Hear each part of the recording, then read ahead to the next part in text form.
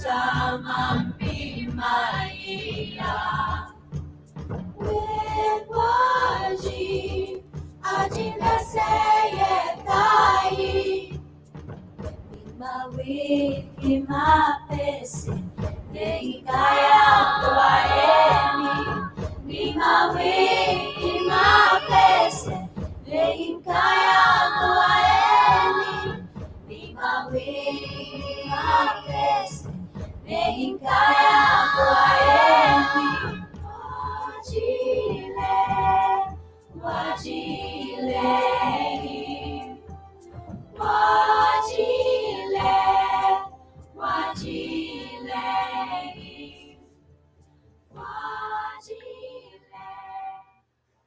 Hey, I want to welcome everyone to this special edition of Native Roots Radio. And we are with Winona LaDuke, and we're going to be talking about the Rally for the Rivers reunion. And I'm so excited to see you, Winona. It's a great cloud, though, and we want to get things straight and get it out to our people, what's going on. And so totally stoked to see you, and we're all looking good here. But let's talk a little bit about what we're going to be talking about today, Winona. Welcome. Yeah, thanks for having me, and glad to see you too, Robert. Hey, we got some good people coming on, good water protectors, good Minnesotans, good Anishinaabe people whose crime it seems to be defending the rivers. And so this is the second anniversary of a bunch of us getting charged in Aiken County by Aiken County. And oh gosh, there was all kind of police officers there and all kind of state highway patrol and DNR guys, all paid for by Enbridge.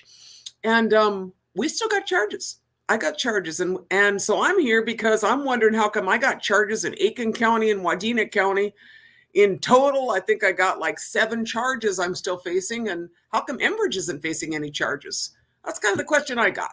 And so I think there's some other people that might have some questions like, how does a company get to come in here, steal 5 billion gallons of water, basically prostitute the police of the state of Minnesota, frack all those rivers, and go away, and they're still doing pretty good. So we're here to listen to some people that were there on the rivers. It's such a weird thing, and you know the question mark. It should be a big question mark. Winona, we're talking about people getting charges sent to them in their mail. How does that work? I was charged by, I think, a video of somebody who said that I think I was charged with not being in the right place. And, I'm just like trying to figure out, like they used all kind of ways to try to encumber people in this process. And you have to wonder if, all that money that they got from Enbridge kind of, made it more interesting to try to charge more people.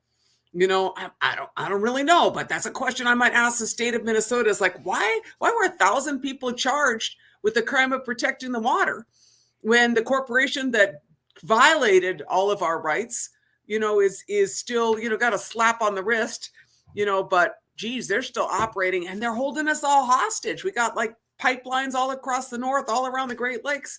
These guys are holding us hostage and no one wants to ask the question, like, how that happened. So today we're going to talk about not only what happened, but we're going to have some lawyers on. We're going to talk about the cases, the charges, and a bunch of people like myself who were charged and are like, I think I want my charges dropped and I want a medal, a medal for protecting the rivers. That's what I want. Just waltz just one more time. No charges. And I want to be honored for being a water protector, not being treated like a criminal. Exactly. And there was ceremony going on. There was things going on, Winona. Can we talk about just the rudeness of the police? And, we go back to Standing Rock, but you also go back to the to North Dakota fight for uranium. And, what's changed other than social media?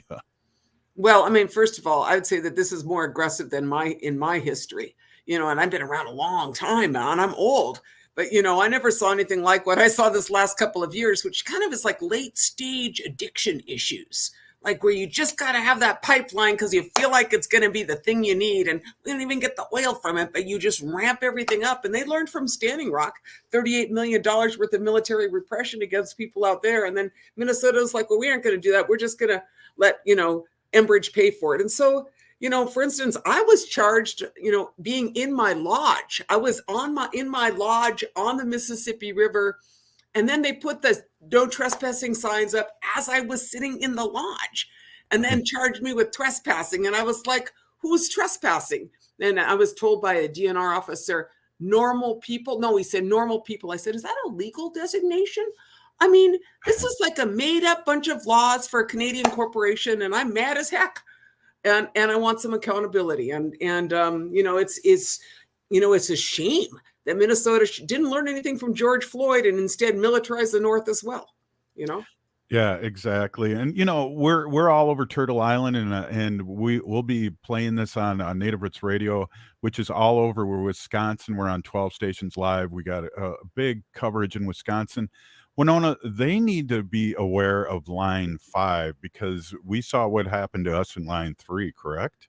Right. And people are going to come on the show today to talk about exactly how egregious the crime is by Enbridge against Mother Earth and against people. We got people who have been doing the job of the state of Minnesota out there checking the water, when the state should be checking that and finding out what's going on. And then we got, the fact that they are brash. I mean, they're mad at in Wisconsin that the Bad River Band has said you got to pull the pipe out. Because they're trespassing for all these years in the prime watershed, the only place these people got. And then in addition, did you see that Enbridge actually ran someone for the governor? I mean, they ran Tim Michaels for the governor of Wisconsin. Now, he didn't win, but geez, that's getting like super brash when you not only control the police of one state, but then you run someone for the governor. And so I think this is a really dangerous corporation for the state of Minnesota and not just Anishinaabe people, but for all of us. So that's right. Deport Enbridge. There's our fearless Jill Ferguson. I mean, that is it, deport that Canadian corporation. And there's more Canadian corporations where that one came from. But, so much for saying the Canadians are nice. I'm calling BS on that one. Hey, Winona, that's for our radio audience listening to this. Let's get the call to action out there. honorearth.org/stop-Enbridge. That's honor.org/stop-Enbridge. We need people that need to, it's a call to action. Jump on that page and see what you can do, correct? No, that is exactly right. Please do. Please jump on the page, and then we're going to give you some more resources to look at. But, a lot of us are still facing charges in Aiken County. And what's up, Aiken County? Why won't you just let us go? Acknowledge us for being the heroes that we are, instead of continuing to pursue us in Aiken County. So please go to the call of action here and join with us in challenging, the unjustness of all of this. How an energy corporation, a rogue corporation, gets to arrest a bunch of people for the benefit of making some profits at the end of the fossil fuel era in a time of climate crisis. I was like, this is egregious. This is totally egregious. So, I'm glad that we're on here today. We're going to be talking to some cool people, like some of my favorite people of all are on today. And in the age of StreamYard or whatever this is, you get to see your friends without traveling way up there into the bush, wherever it is that my friend Tara Hauska is. Yeah. You can see her right here. Yeah, well, I'm revving up my teepee and going to, she's got the land back going on up there. That's beautiful. So, we got like a minute left before we take a quick station break here, Winona. One of the things that I really want to ask you, and maybe we can ask the lawyers, I feel like from my comfortable little couch here in St. Paul, Minnesota, that you are being used as an example. What do you think about that? Oh, let me just give you a perfect example. On Wadena County, Shell River, I'm appointed by the tribe as a guardian ad litem for the Shell River. I camp on the Shell River. I'm arrested with 6 other women on the Shell River. Charges are dropped against all of those women except for me. I was like, and I'm still facing, I'm facing 5 years in prison for the charges of being a water protector. And a lot of those are out of Wadena County. And so, I don't understand why they would not, they dropped the charges against all the other cool people who came to defend the river from someplace else. But no, Wadena County has to keep me right in there, and so I do feel like, what are you trying to do? Make a case out of it, and say, look, see what happens if you're like Winona, you're going to spend time in jail. So 5 years is what I'm looking at, state of Minnesota.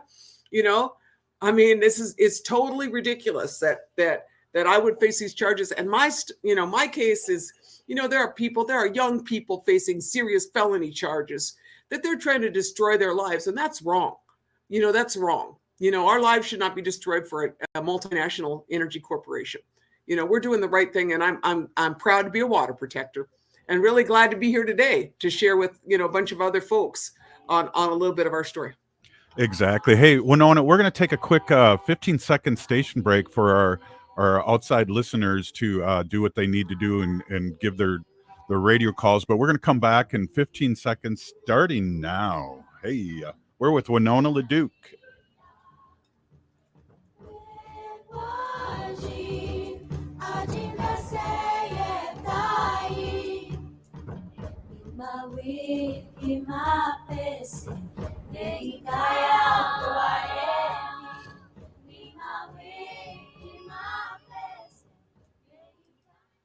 Hey, we're coming back here. We're with Winona LaDuke, and we are, part of me is, it's hard for me to say, Winona, it feels like a celebration, but it's really not a celebration.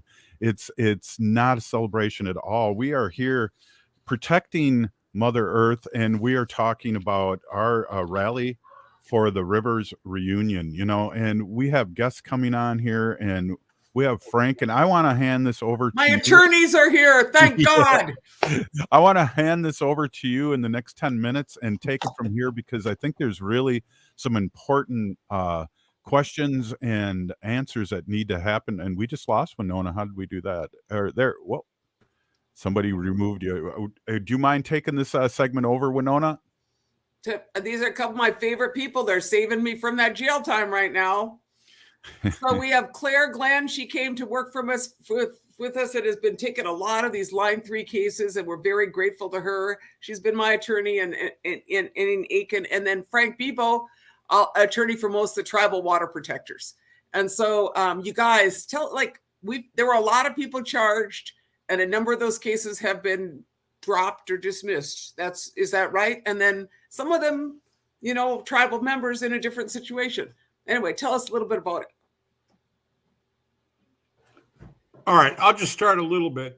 Line 3 goes through a lot of northern Minnesota, and a lot of what it went through was through Chippewa ceded territories, and people were transferred under the setup that we had to a lot of the counties along the route of Line 3. But we had two counties that were a little more resistant. One was Hubbard, and that seems to have come along. And Aiken County is still standing out there and doesn't want to really look at things in the right way.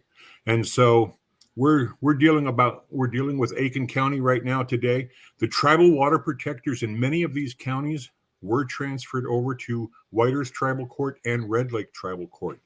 That paused for a while, and we're going to get that restarted because there are tribal members who haven't had their cases transferred. But that's one of the big differences, the way we use tribal sovereignty here versus Standing Rock. And so by using those tribal rights of Monoman, the right to travel, use, and occupy, we were preparing for what we saw happen at Standing Rock. But obviously there was a lot more that happened here. And so we're still plugged in for the future. You look at the Wadukwawad people, they're working on all the infrared flyover information for the thermal imaging, where all the water has fracked out from all these river crossings that still need to be addressed, and Line 5. And so the work that we've done is going to continue over to Line 5, and that's what's important here as well. I'll let Claire talk about some of this now. Thanks, Frank. And thanks for having us, Robert, and for that kind introduction, Winona. I think, Winona really highlighted how during pipeline construction, the law enforcement response to water protectors here was really extreme and was meant to suppress and scare protesters. Hundreds of people were arrested and jailed, and ultimately about 1,000 criminal cases were filed, which is a lot when we're talking about rural northern Minnesota. We're now, about 1 to 2 years out, and there are only about 100 criminal cases that are still open. And, there's a few different reasons for that. Some people have fought their cases in court and won. Shania Madison, who I know is going to be on later, had an amazing victory mid-trial because the court recognized there was so little evidence against her that the court just dismissed the case in the middle of the trial. We've also seen, prosecutors in other counties, as Frank mentioned, that have been, seeing the writing on the wall, and I think recognizing the damage that Enbridge did. And so water protectors in some counties have been able to negotiate dismissals. And, of course, it hasn't been all roses, and there have been some serious criminal sanctions that people have faced, and people are still being targeted and paying the price for protest. Wow. Yeah, how many people in the last year or 2 years have been, how many cases are still open? This is unbelievable. Yeah, it's a lot. And I would note too that, Aiken County is one of the most egregious counties in a lot of different ways. It's a county where we saw some of the most extreme and egregious policing. And it's also a county where we have, of those 100 cases that are still open across the state, almost half of those are in Aiken County alone. Aiken County is a place where the sheriff was the leader of the Northern Lights Task Force, which was formed to coordinate policing across jurisdictions. And we've gotten public records requests that have shown that this Sheriff Gaida in Aiken County, and other Northern Lights Task Force members were directly coordinating with Enbridge representatives on everything from trying to influence the reimbursements that police were receiving to trainings and intelligence and surveillance. And more recently, Sheriff Gaida even detained and threatened to arrest 2 attorneys simply for trying to serve him with a subpoena for him to testify in one of these water protector cases, which is normally a routine task in any criminal case. I would encourage folks to check out the reporting that Simon Davis Cohen has done in multiple articles in Truth Out. And I think those will be linked at some point. But he's done some really stellar investigative journalism exposing law enforcement, specifically in Aiken County. And I really encourage folks to check out his work. So, Frank, can we talk a little bit about the cases that have been won, and what the heck? I mean, people have been sent tickets in the mail for looking at them in social media. I mean, can we talk a little bit about that? Well, the cases that have been won that I would call being won, we're starting to work through the pipeline at White Earth Tribal Court. We had set up jurisdiction across the 1855 ceded territory. A lot of these tribal water protectors cases were transferred to White Earth. The White Earth prosecutor went through with the cases. Claire represented a number of those water protectors, and ultimately the tribal judge also issued a decision explaining how our tribal rights actually work. Treaties are the supreme law of the land, and dismissed those cases properly at White Earth. Judge Metzen, who's handling most of the tribal water protectors, she's recognized that White Earth was following through on those prosecutions, and those counties were in acceptance of that, and we're trying to get back onto that track. But that's really, in a way, the most important part for me, because the second phase of that, which we hadn't had a chance to get to yet, and it has been tried, is the invited guest defense. Because if we have treaties and we have a right to hunt, fish, and gather the natural resources across the lands, then like other places where they consider them property, they consider those property rights, then we should have the right to defend our property. And if you have a house or a home that's on fire and you want someone to help you, your friends to help you defend your property and put the fire out, they're invited guest defense. And that's what these people were, all of these water protectors. They also had a spiritual calling. It's a different calling. It happened at Standing Rock as well. And so really, you're talking about First Amendment rights. You're talking about the American Indian Religious Freedoms Act.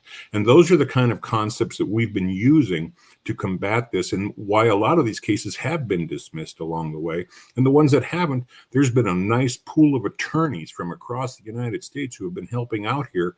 And they've had various strategies going forward and still going forward. And we're having cases dismissed and getting a lot better deals. And there'll be discussion about how that's going on as well. So So while this is going on, we have been strengthening sovereignty along the way. This isn't what happened at Standing Rock. And we're not done, because our ceded territories here, for those of us who are Ojibwe or Anishinaabe or Chippewa, our ceded territories go from North Dakota to Michigan. And so we're plugged into defending our resources in and across Wisconsin and right over into Michigan across the waters. So, I think the people are prepared to stand up more when they know that there's a legal defense for their rights. We couldn't stop the police because the police were being funded ahead of time. And that's a critical part here. Police don't necessarily enforce laws. They make a judicial call by the road when they've got someone. When you're being funded to do this, you're just throwing any discretion out the window, and you're doing what Enbridge was paying for. That's the real concern. Finally, the point I want to make about what's coming with Aiken is the Talon Mine, Tamarack, Rio Tinto, whatever you want to call it. They call it the Green New Deal, but the Green New Deal relies on resources that are very, very hard to find, and unfortunately are in northern Minnesota. And that's why we have all these mining cases going on and all the endangering of the waters in the same exact way. In this case, you've got both Line 3 and Talon Mine in the same county, and the same place that got funded for Line 3 wants to get funded to defend Aiken County for the mining. Hey, I got a quick question. We got like 2 minutes left. I mean, the proof's in the pudding. How can someone like Winona still be up for charges when she was correct? I mean, we have all those frack outs. We have pipelines leaking. How is that even logical? Well, we think of things being legal and legitimate. The problem is we're usually not interacting with the court system very frequently. We're not criminals, so we misunderstand how the legal system and process works. What really happens is things that are unlawful, like the pollution of Minnesota, are legitimized by the PUC, by the DNR, by the Minnesota Pollution Control Agency. That's where the problem really lies. And so we're falling into this category where those people are allowing the worst polluters to go out and do this. Even if they're fined $14 million, we're going to pay at the pump to pay for their fine. Wow. Yeah, I appreciate it. Claire, we got less than a minute for our station break. Do you have any last words for us? I think the last word is just that the most inspiring thing I've seen from these water protector defendants has been their commitment to solidarity. And, the criminal system operates by siloing people and isolating people so that they can be targeted with as much power as the state has. But water protectors have been making demands of the prosecutor's office and standing together in solidarity so that the most vulnerable people who are now charged are not able to just be targeted like they often are in the criminal system. So it's been a really special thing. Thank you so much, both of you. We're going to take a quick 15-second break here for our stations to identify themselves. We'll be right back. You're listening to Native Roots Radio Special Edition here with Honor the Earth.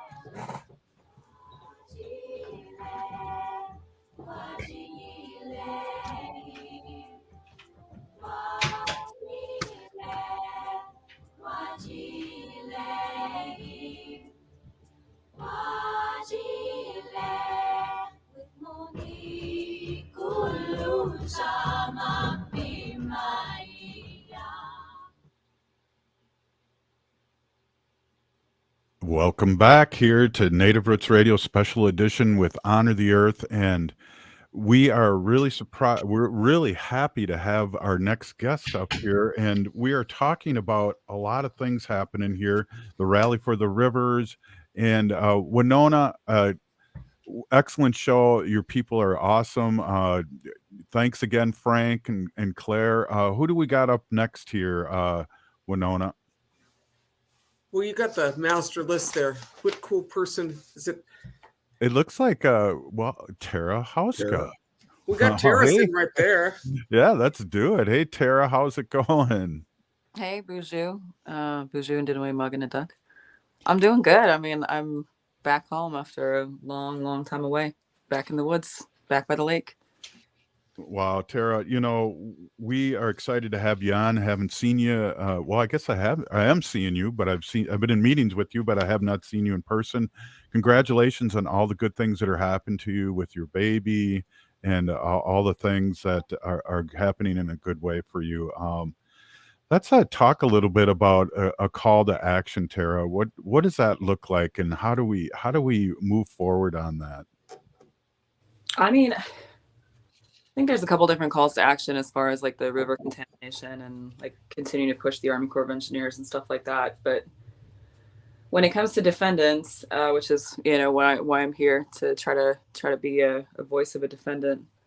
I think it's like, Keith Ellison's back in office. He's got his job, so keep pushing him as hard as we possibly can. Like here we are 2 years later for a lot of us. For me, it's been over 2 years, and I mean, we're talking serious level state repression, and intentional repression by the prosecutor's office in Aiken County and in other counties.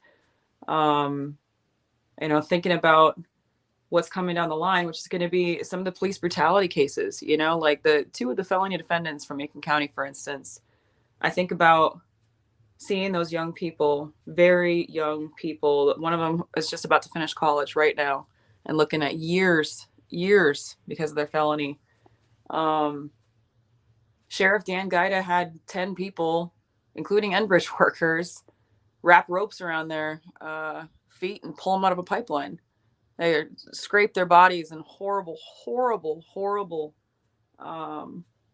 injuries, abrasions on their skin, bleeding, and just the sheer level of violence that happened there. And to see these charges continuing on is just like, what kind of values are we really showing that, somebody that is trying to put their body on the line for the river, for the water, for the future of every living being on this planet is treated like that. When, these are nonviolent crimes. We're not hurting anybody. We're trying to protect people. So hit up Keith. Yeah, well, and also there's a petition that you can sign that's on drop line 3, that's the number 3, charges.com. And that's flood the courts, that's get the petition out there.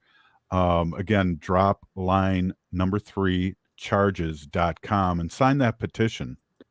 When something else that you might have some thoughts about too, Tara, is that what we did. A lot of us got misdemeanor charges in Minnesota, but in Wisconsin, you stand there, you're going to get a felony because Enbridge succeeded in making it's called the ALEC laws. There's like a whole bunch of states that pass these laws that make it even harder to exercise any First Amendment rights.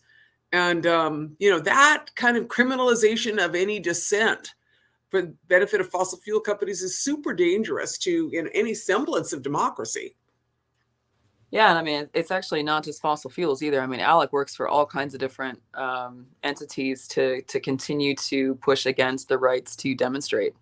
I mean, that's really their goal, is they want to continue their militarization of not just the police, but also I think the fear mongering and the repression of the court system and people's rights. I mean, they want criminal repression. That you see someone like, Steve Donziger just like finally got released off of, being on a home monitor for how long, right? For defending the rights of indigenous people down in Ecuador. I mean, you look at Jessica Resnicek. I mean, she's in prison right now for protecting the water over against the Dakota Access Pipeline. And it's not just fossil fuels. It's, Black Lives Matter protests. It's, the right to choose. It's any sort of engagement of civil society, of people about our rights to live. I mean, there's some pretty serious crackdowns happening. I think about ALEC. It brings me back to years ago when we were looking at line 3.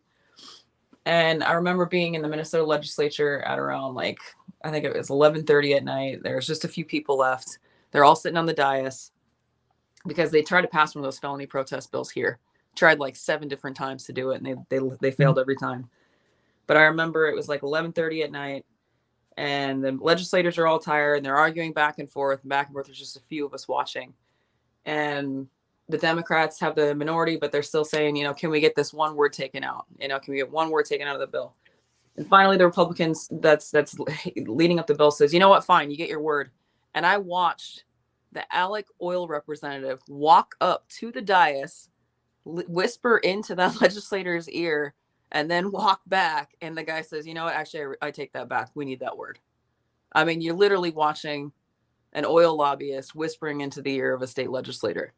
That's what happens at 11:30 at night in the Minnesota legislature, apparently, because I saw it. Wow. Hey, Tara, we're with Tara Hauska here, and we want everyone to remember to go to dropline3, the number 3, charges.com. I'm 61 years old, and I remember all the talk about how Sun City in South Africa. We in the United States have been living through that, and as indigenous people for 500 years. And so we're not kidding anyone. This is not anything new, correct? No, and I mean, I think there's like I was just at I went for my first thing, kind of back off of maternity leave. I went over to the Human Rights Defenders, Frontline Defenders Conference over in Ireland, and they hadn't really included a lot of representatives from North America and Canada before, because there's this kind of like understanding that brutality around the globe is considerably worse, right? I mean, like not pain compliance, but they will actually like physically maim you in other places for standing up for your rights. But this year they did. I was there for what happened over in Line 3, and there was a representative from Wet'suwet'en. Slato was there. And I think it was like kind of eye-opening for a lot of these folks to realize that these powers that are all over the globe, right? Like the colonization and presence of U.S. military and U.S. influence all over the globe that causes so much harm to so many people. If you're on the wrong side of an issue, is here too, right? Like we're pushing back. We're trying to protect what we have left because they're coming for the last of it. I think it was pretty shocking for them to realize the level of surveillance harassment that is present here. This is like an intensely militarized security situation when it comes to pushing back. Yeah. So we have empty courtrooms, and when these cases are happening, how can our listening audience and people watching this all over Turtle Island support that? What ways can they support that? Can they show up, and how do we get them to know about all this? Yeah, I mean, there's usually we've actually been doing a lot of court rallies over the last year. Some of us did continue on with our court support work, moved from jail support into court support. Had a lot of different gatherings for different folks in the court system. You can physically show up if you want. You can share the hashtags. You can sign the petitions. You can make calls to the governor's office. I would recommend making calls to the attorney general's office. So they know it's an issue and it continues to be an issue. Those are substantive ways to help, that these folks stood up for your water too. Well, just to say, Scott Bowl has case coming up on the 11th, right? So we have some cases coming up, and I know that my case is on February 24th. There's a bunch of people whose cases are coming up, and you can go in person to some of those counties. And I have to just say, I was up in Grand Rapids a couple days ago, and they are expanding the prison and expanding the courtrooms. So, that's the other thing is that it's not just about these cases. It's like, seems that there's like a lot of money involved in putting more people in prison and having more court in the North. And I think that, those kind of questions really need to be asked about civil society. What are we doing here? If that's your economic development plan, Grand Rapids, put in a new jail. I mean, Exactly. And Tara, you and Winona and many people here have been arrested for the good of the world and the good of our indigenous people. We just need to keep talking about this. And what else can you tell our people that are listening all over Turtle Island? I mean, I think it's important to understand, like, social change is not easily made. right? It's important to understand that people didn't just go to line 3 to get arrested. That when we took those actions, they were not just about getting arrested and, you know, standing in front of a machine for a day or whatever and stopping it for that day. Yeah, you did actually get to do that. You got to make a multinational company stop work for a day, maybe, you know. You got people to see and to bear witness to the destruction of the sacred, you know. But I think like it's also important to know, like, because of those actions, we had the Army Corps of Engineers out here twice walking these lands, seeing the wild rice, seeing the drought, seeing the frack outs at the rivers. You know, that's enormous pressure to go from the, you know, grubby little band of campers out in the woods facing down a riot line. And then you got the White House nervous, you know what I mean? And their top advisors talking to you directly about their concerns about civil unrest. I mean, these are the people that are making the decisions, right? Like it's not like we're making we are taking these actions without thought. And I think the larger look at everything, the ripples that are created is, you know, you're inspiring people to, there is something you can do. I think in movement, especially around climate, like it just feels so overwhelming. What can I do? How can I help? You know what I mean? It's this enormous existential question. And I signed the petitions and I sent in my letter and I called my legislator and we pushed through this bill. We did this and we did that and we're still in the same boat. There is something else you can do. You can treat the earth like a relative and show up for your relative that's being harmed. You know, that's a very different action. I think that when you see people on the line like that, you know, you watch that spark of connectivity pass between them, between the relative that's in harm and the person that's standing in the way. You know, that's heart change, right? Like that's more than just pushing on the legislators and the financiers and all the rest of the industry. Well, we got less than a minute left with you, Tara. I'm wondering if you too, we have a trifecta here in Minnesota now, and it's time to push our so-called DFL Democrats in a good way. Don't you both agree? Yeah, I would love to see the Dems stand up. You know, they didn't stand up much during line 3.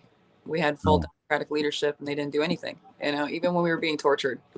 I mean, I would also add too, like, just since it's our last minute with you, you know, Sheriff Gaida actually did use pain compliance on human beings that were putting their bodies on the line to stand in front of a machine destroying the earth.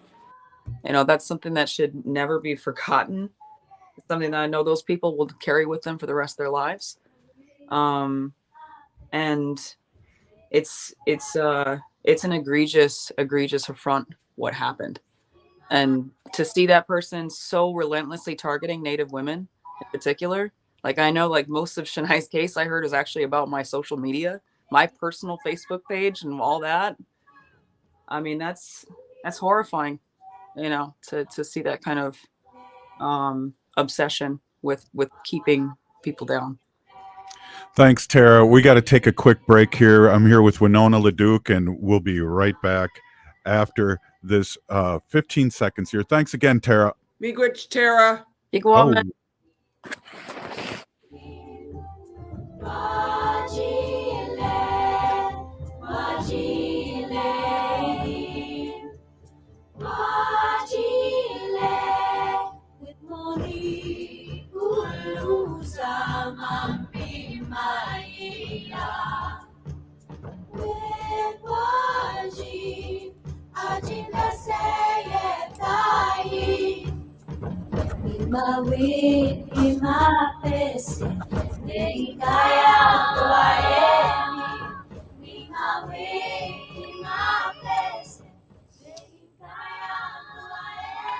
Hey, we're back here with a special edition of Native Roots Radio. I'm here with Winona LaDuke, and we're talking about the Rally for the Rivers reunion. Winona, we got a couple awesome guests here that are boots on the ground. I don't know if you mind giving them a quick who and introducing them to our listening. No, and really glad. I mean, there's Sister Dawn here who, you know, didn't miss a dang meeting. Like we went to every meeting of that dang Enbridge at the PUC for years, huh? skated down Yeah. some icy roads, white knuckling it, but try to make the system work.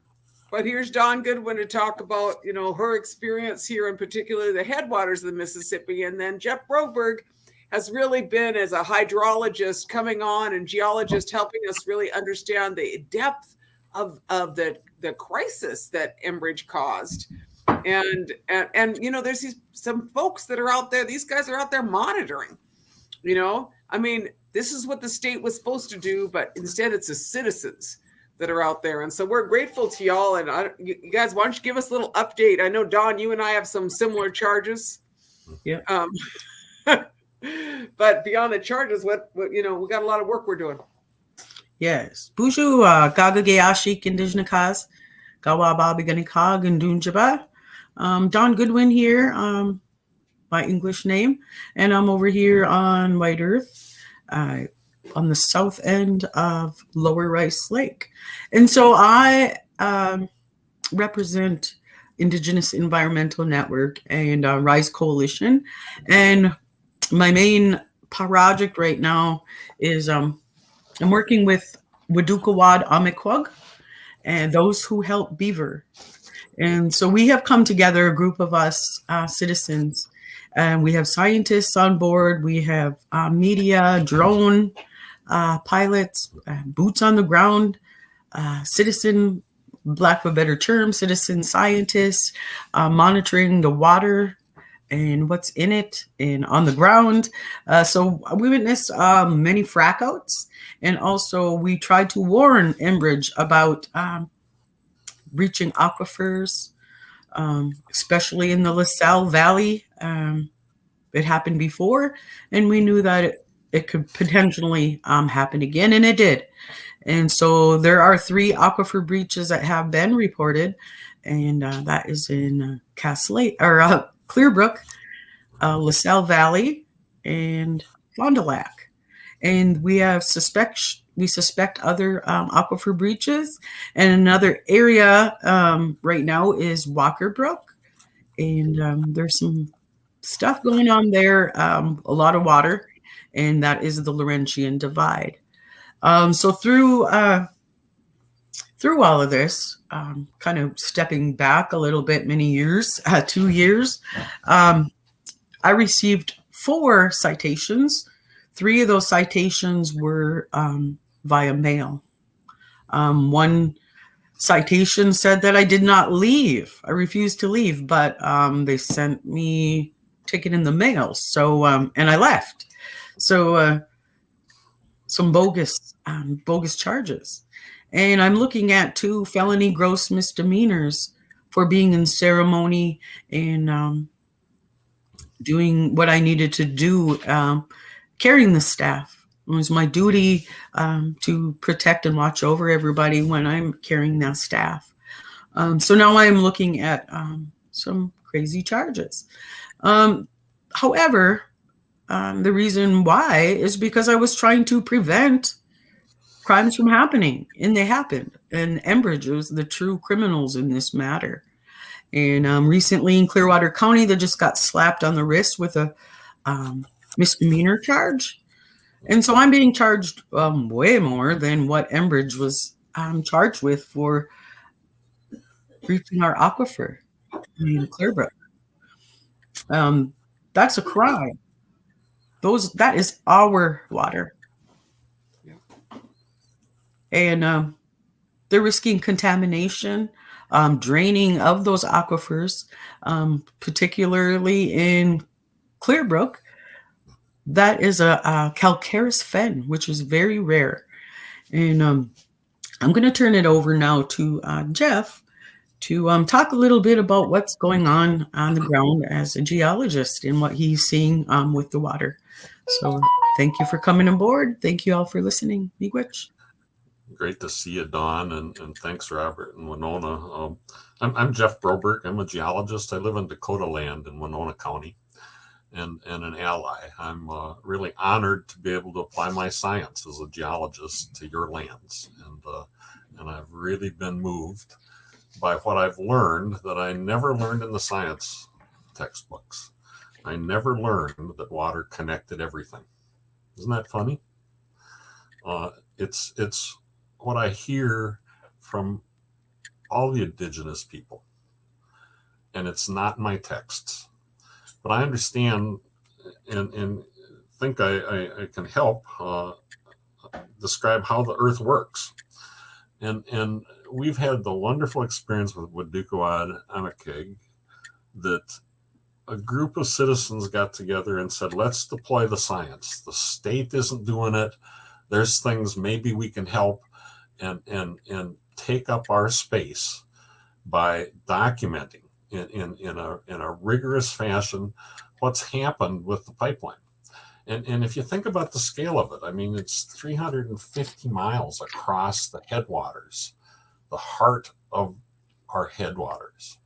And they're digging through and pumping and damaging and moving water from one place to the other with no respect for the connections. For no respect.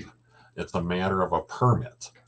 And that's what we really need to get back to. I'm really stricken by the rights that you've reserved. I've worked close with Frank, and I think it's really important recognition.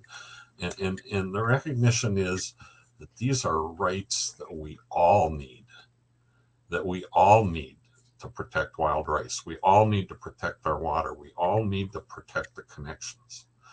And it's the thing that seems to be missing in our discussion with the state and the feds and everyone else. So, Don, you might want to say a word about what we're continuing to do. We've got people on standby to take up space and watch the river and watch the water. Yeah. So there's things that we've noticed on our thermal imaging. And so we'll be out and we'll continue to ground truth. There's also other spots over by Fond du Lac, in particular, Little Otter Creek area and Moose Lake. You might remember Little Otter Creek being the focus of Enbridge when they were reapplying for their permits. And they did a little demonstration how they'd be able to stop any tar sands at Little Otter Creek, and it would not enter into the Lake Superior. But they have no way to model that on a computer. So really, the community, the people have been duped by Enbridge. Let me talk quickly about Walker Brook. That's the one we're looking at now, where there's work crews out there from Michaels, from the pipeline, out there where they tried to put the pipe through a bog. A bog. If you know a bog, it floats. We think the pipe's floating, so they're trying to lower the water level, pumping it down, pumping the water from the Red River of the North into the Mississippi, and they don't understand the impact on these connections. And that's what we're taking space to accomplish. So we need to look forward. There's other threats, and we're not going to undo a lot of what Enbridge has done, but we need to hold them accountable. We need to make sure that we document these things, that it's part of the discussion for Line 5 and every other permit that comes through, that digs through our headwaters. We need to keep up the political and regulatory pressure by talking to the governor and demanding that we move forward. So come to our website, Wadukawad, on YouTube. You just put in WAA and it'll pop right up. We'll show you the drone videos and show you the great work that all these dedicated people who are showing up for our relatives. Hey, Winona, we're going to take off here in about a minute. For our radio audience, do you mind just giving a quick shout out and a call to action before we come back to our Facebook Live? I mean, for sure, we need some real looking into the ongoing damage that Enbridge is causing. These are violations of all kind of environmental laws and interbasin water transfers between the Red River and the Mississippi. Like, how does that happen? Without permit. The state of Minnesota, we should have some hearings on the DNR. Like, how does that happen that they don't tell anybody for 6 months, right? That they got a little bit of a leak, an aquifer breach or anything, that's like entirely not right, and line 5, well, that just need to be decommissioned. We don't even need that one, so I'm just saying time to end the fossil fuel party, and actually time to get a plan for Enbridge to decommission, because what is their plan? What is the plan to take care of the mess they already made? As we look out there, this is some terrifying stuff, and those pipelines are there, and we're not the only state with pipeline problems, but they're going to get worse. Thanks, Winona. Everyone else that is watching us on YouTube and Facebook, stay with us. And you've been listening to Native Roots Radio presents I'm Awake, and we'll be back in 15 seconds. All you people here on Facebook Live.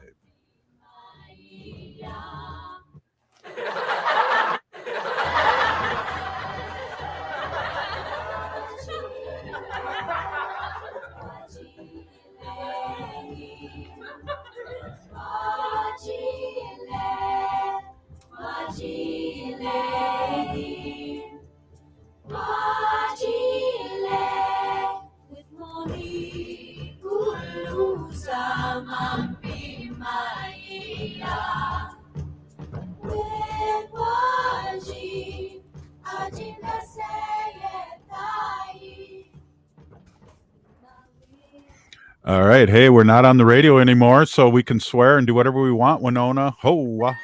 I was working on it. Sorry. Yeah. All right. Hey, Can y'all hear us, Robert? Yeah, we can hear you well. Why don't you Oh, nice. Let's let it go. Introduce yourself and tell us what you're gonna do. Go ahead. I'm Michelle Obed. I was one of the people that was arrested here on 2 years ago on January 9th. Go ahead. Bonjour, Bitwe, otherwise known as Tanya Abed. I'm back here at the scene of the crime. I have a 13 DVD video set for $150 through Aiken County. I got charges also that I'm still looking at, 6 of them, and I also got one over in St. Louis County. I'm asking to drop those charges. I'm an indigenous creature, otherwise known as an endangered species, that needs protection, and to be able to keep protecting my homelands, for which it is being illegally occupied by some various types of transplants. So yeah, that's where I'm at. I'm at the scene of the crime. And then, like I said, I'm glad everybody is out there. I talked with my grandkids. They said, miigwech to all you water protectors for taking a stand. So I will pass it on to Shania. Miigwech. Oh, I don't have much to say. I'm just here and in support. It's nice to see everyone. And yeah. I just wanted to say one more thing. I came here as an ally, and I came here as a friend. I came here because I have a responsibility to the treaty rights, to the treaty law as well. I learned a lot about the treaty laws, and I learned that this 1855 treaty area that the state tried to take away from the Anishinaabe people, they continue to have those rights all the way up to the Supreme Court. And that is the law of the land. And I was here on that day in witness of the people that were healing the crime that happened here, where pipes were shoved in to the Mother Earth right here, where a rape was occurring right here, where a gaping wound from these pipes was occurring right here. And those jingle dress dancers were practicing and had an obligation to practice their treaty rights in healing. And I witnessed that. And I will witness it again when I go to court, because I also have 4 charges stemming from that. So I'll be there in court with everyone. And if it happens again with other extraction industries that are threatening, I'll be here again in support and in accompaniment and in solidarity. I'm really appreciative, like women like Michelle and Shania and other water protectors. You know, it's that time of year, it's that second anniversary. And personally, myself, I've taken that time for self-care, self-love, and I got myself into therapy to be able to get over some of this stuff, you know, or to get through it however that way that we are able to heal that too inside, you know, to get that stuff out and purge it out. Because for myself, yes, I'm glad Frank Bebo brought that up about Rio Tinto talent mine, because that is the other thing that's knocking on my door, because that's like about not even 3 miles from my front door where that's happening in that extractive industry. So, you know, to be able to move on with that, I got to let this past stuff go. You know, yeah, they got it into the ground and everything, but you know what? We can still have them stop that pipeline. You know, we can have them shut it down, because like what they say, it's not a necessary infrastructure now that they got it in.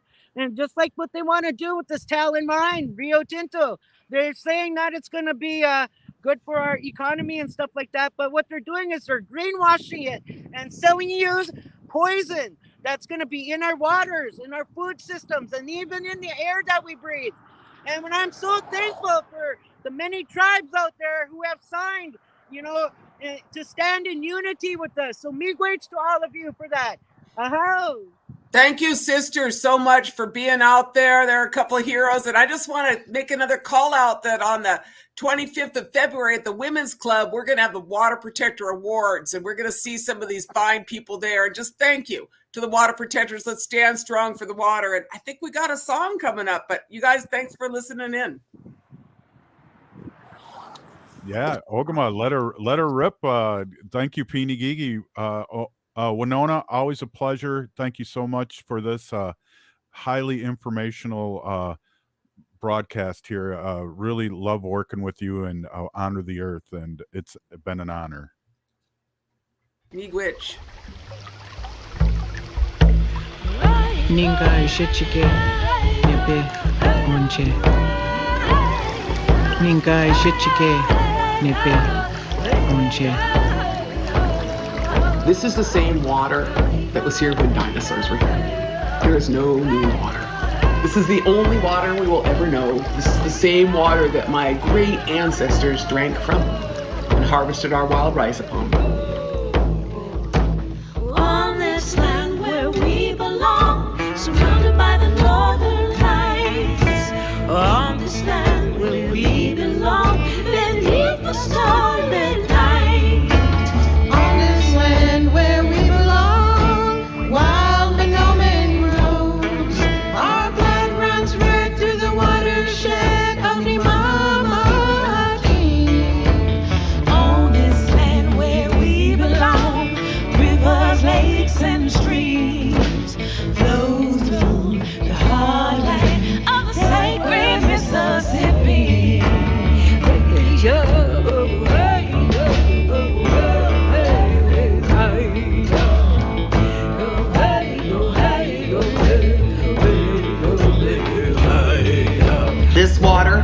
This water is sacred.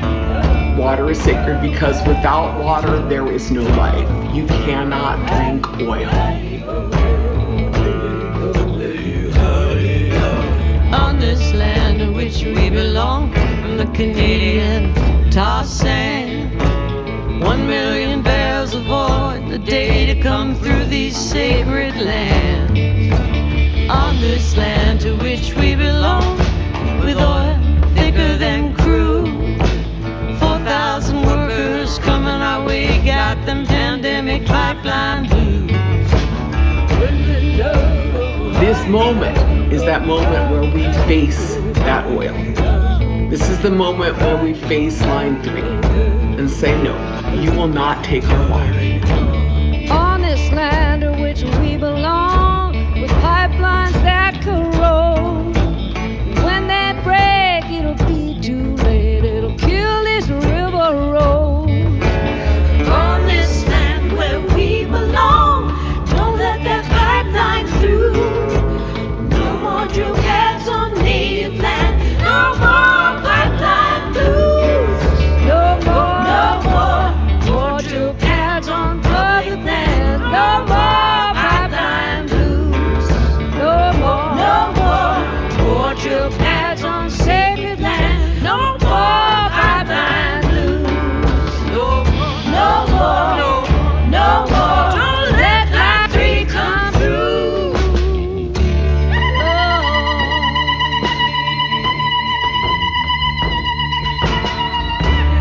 a story fed by generations. You carry songs of grief, triumph, thankfulness, and joy. Feel their power as they ascend within you.